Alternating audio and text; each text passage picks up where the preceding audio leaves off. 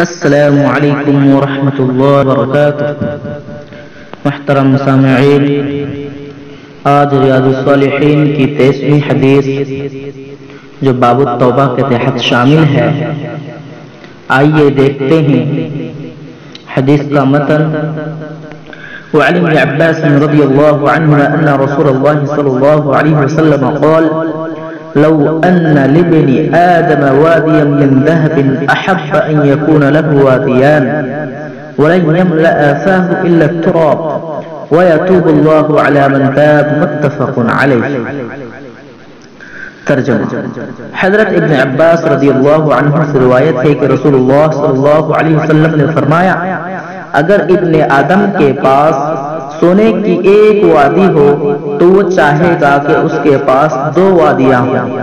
اس کے منہ کو قبر کی مٹی ہی بھرے گی اور اللہ تعالیٰ اس پر رجوع فرماتا ہے جو اس کی طرف رجوع کرتا ہے، متفق علیہ۔ اب آئیے قریب الحدیث دیکھتے ہیں۔ اس حدیث مبارک کے اندر ایک لفظ آیا ہے وادی من ذہب، یعنی سونے کی ایک وادی، یعنی سونے سے بھری ہوئی وادی، اور دوسرا جملہ ہے لن یملأ فاہ الا التراب، اس کے منہ کو قبر کی مٹی ہی بھرے گی، یعنی ابن آدم کے حرص میں، ابن آدم دنیا کے حرص میں لگا رہے گا حتیٰ کہ اسے موت آ جائے گی اور اس کے منہ کو قبر کی مٹی ہی بھرے گی۔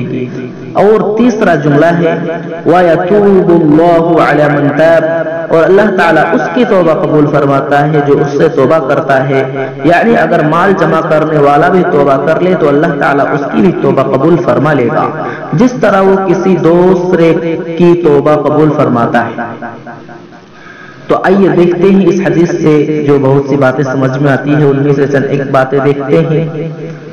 مال کو کثرت سے جمع کرنا، اس کی تمنا اور حرص کرنا مذموم ہے، برا ہے، کیونکہ اسے ہر طریقے اور ذریعے سے حاصل کرنے سے بخل اور شح میں اضافہ ہوتا ہے، یعنی کنجوسی میں اضافہ ہوتا ہے، جس سے انسان اس کے حقوق بھی ادا نہیں کرتا۔ لیکن حلال طریقے سے مال جمع کرنا اور ساتھ اس کے حقوق ادا کرنا مذموم نہیں، جیسا کہ حدیث نمبر 6 میں اس کی وضاحت گزر چکی ہے۔